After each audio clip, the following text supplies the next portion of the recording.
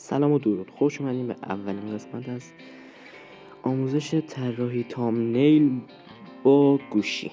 خب تو این قسمت خیلی کار نداریم. کسایی هم که با این نرم افزار آشنا هستن لازم نیست این قسمت رو ببینن.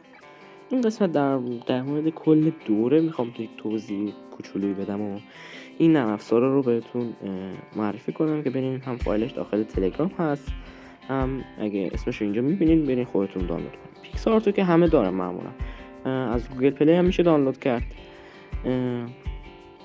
پینترست هم که همه دارن، حالا بعضی هم که نداشته باشن بازم فایلش رو داخل تلگرام میذارم.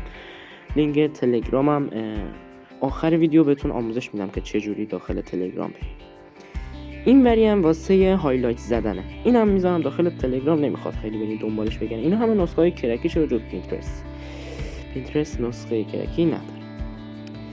توی این دوره ما یاد میگیریم که چطور تا یک تامنیل خوب طراحی کنیم در سطح کامپیوتر، یعنی در سطح فتوشاپ، نه اونجوری ولی در سطحش هست. امیدوارم که تمام قسمت ها رو ببینین و اگه یه قسمت رو نبینین، حالا قسمت اول مهم نیست، اگه یه قسمت رو نبینین ممکنه نکته هایی توش گفته بشه که از اون جا بمونه.